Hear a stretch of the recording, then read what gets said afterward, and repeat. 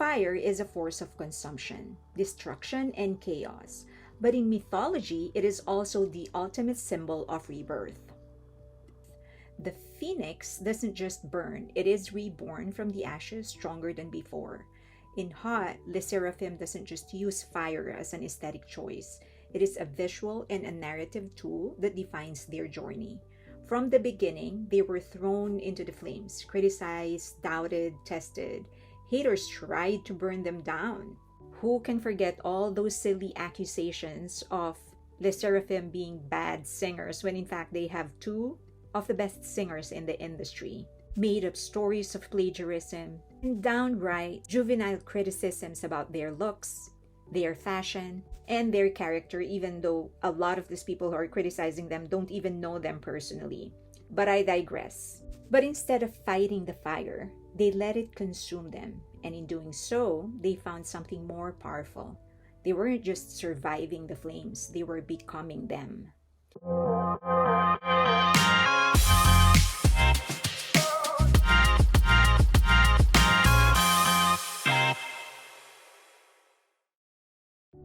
Fire as a symbol of hot. Throughout the album, fire is portrayed as a double-edged force. It destroys, but it also forges. Songs like Ash and Hot echo this duality. In Ash, the pain of burning is acknowledged, but it becomes fuel to rise again.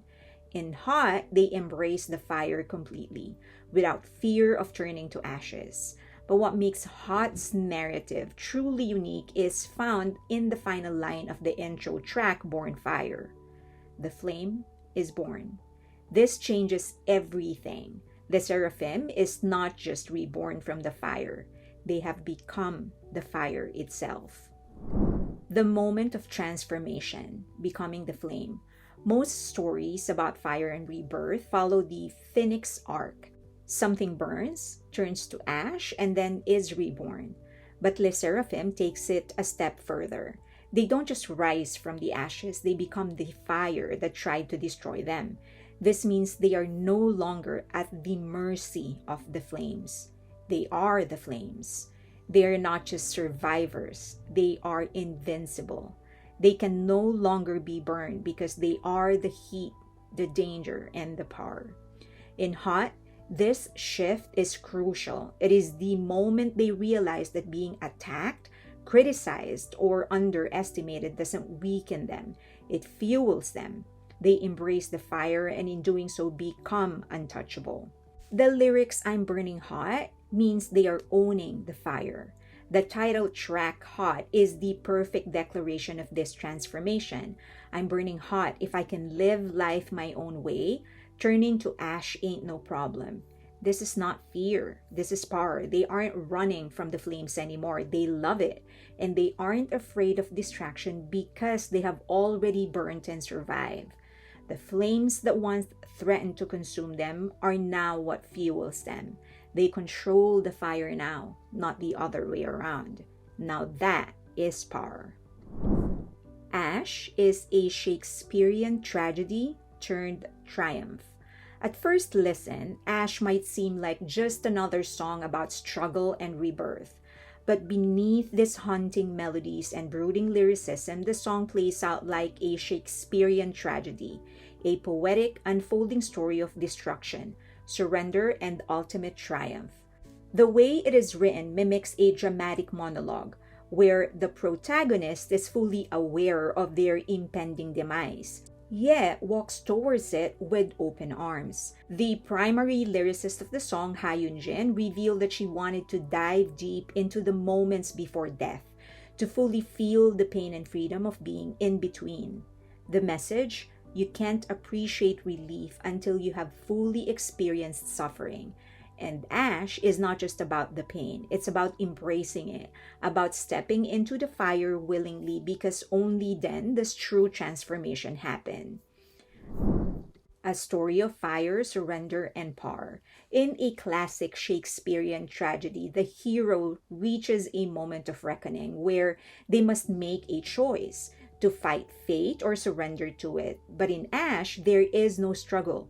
The surrender is intentional, even seductive. The lyrics goes, pouring oil all over my body and light the flame. This is not just accepting the fire, but inviting it. There's no fear, no hesitation, just full commitment to the burn. This echoes Le Seraphim's own journey. To truly understand the weight of their struggles, they had to push past the protection of their agency, to fully hear and feel everything being said about them. The criticism, the doubts, the pressure, it all had to be experienced in full, without a shield, for them to come out stronger. There's an old saying, you don't know how strong you are until being strong is the only choice you have left. Ash embodies that sentiment. It's not just about surviving adversity, it is about owning it. The art of honoring the pain. What makes Ash even more fascinating is how its sonic choices contradict the expected emotions. You'd assume a song about burning and suffering and transformation would be filled with rage, agony, or desperation. Instead, they sing in a lower register. Their voices, sultry, smooth, almost hypnotic. The lyrics goes, the more it hurts, the more I'm alive, born anew from the ashes. They don't sound broken. They don't sound angry. They sound steady, confident, unshaken. This contrast is intentional and deeply poetic. It suggests that while they were being burned, they were not just victims of circumstance. They were fully aware, fully present, fully embracing the trials they were going through. Instead of fighting the pain, they honor it, appreciate it, and absorb it. But most importantly, they learn from it. They don't beg for relief. They welcome the fire, knowing it's shaping them into something greater. The steady beat, controlled melody, and unwavering tone reinforce this idea. They are not victims of the fire. They are alchemists turning pain into power. The final moments of Ash hold the most powerful revelation. They sang, "My footprints remain in the flames." They didn't just survive the fire, they left their mark on it. This echoes the same shift seen in Hot. It's not just about enduring hardships and making it out alive, it's about becoming untouchable. The flames that once tried to consume them, now they walk through them, untouched and invincible. So Cynical and Come Over, a playful yet defiant invitation.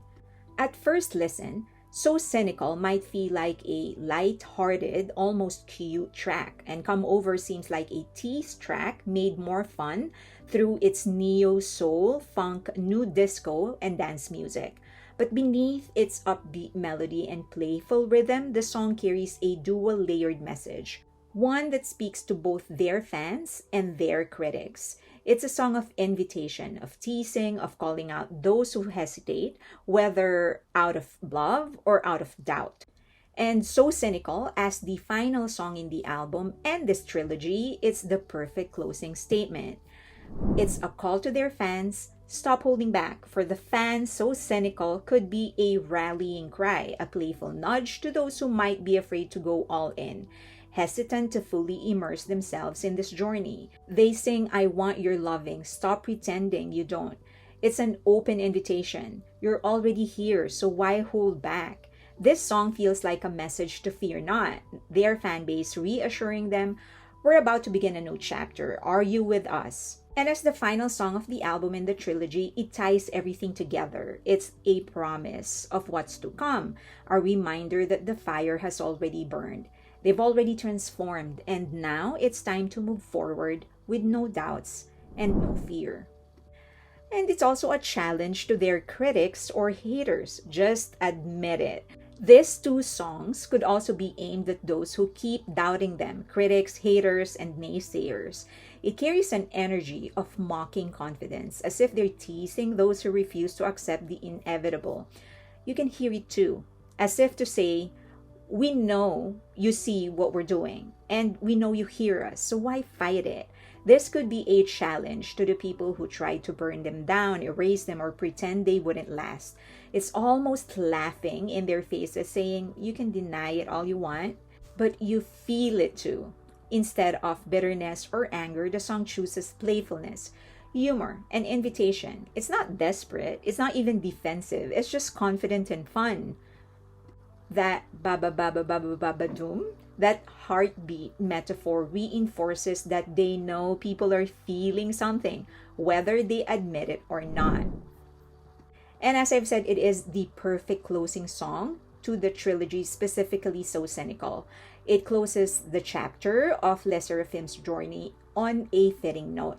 After everything, the fire, the destruction, the rebirth, this song feels like the exhale after the storm. It's not about proving anything anymore. It's about moving forward and just having fun. Whether you're a fan standing at the edge, hesitant to dive in, or a critic refusing to acknowledge their success and how great they are, the message is clear. Come with us or don't. Either way, we're moving forward and we are unbothered.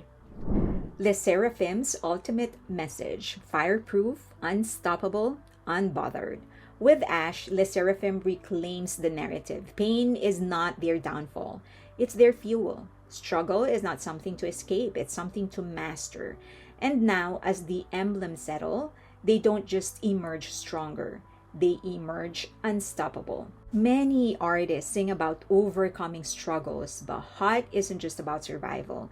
It's about transformation, it's about owning the path, the criticism, and the heat until they are untouchable. Le Seraphim isn't rising from the ashes anymore. They are the fire. This is absolutely a no skip album, and I'm really very proud of what they have been able to accomplish. Just the evolution, not just in sound, but also in narrative. The, you the way that they have stretched themselves in terms of genre, they keep on covering new and new genres and trying new things out, even in the way that they deliver or the tonality of their voices. But more than that, at least for me, because I'm a writer by heart, I love how they have evolved in their lyricism. They are getting into that zone where they're not just telling a story, they're also writing poetry. So it is like a uh, fusion of poetry and theater and movies and a visual experience. It really covers everything.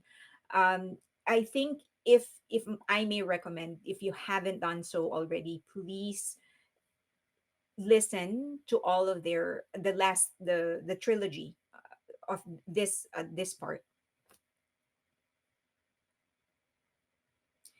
This is a no skip album. This is a no skip album. I am so proud of what they have been able to accomplish. They didn't just tell their story, they were able to transform their very personal experience and very personal emotion into a global sentiment, so that even if you don't know exactly what they went through, you'll find something in their music that will speak to you, that you can relate to. So that only goes to show just how much they have evolved as creative people, knowing that they are now very active in the participation. They're very, very active in the creation of the entire album, including visuals. It wasn't just music or the writing of the lyrics that they participated in, but in almost every aspect of the production. So, of course, the best way to experience this would be to actually go through the entire trilogy. So if you can, please check that out. If not, then just go through this album chronologically for you to actually appreciate the story. Um, I they are becoming one of the most prolific group, not just in South Korea but also in Asia, actually the world. And as I've said, it's not just about great beats or great melodies, it's also about the depth of their songs. They are multifaceted, multidimensional, and they tell so many stories. It's not just one kind of message that they keep on saying over and over again. It is a true growth in terms of narrative. Okay.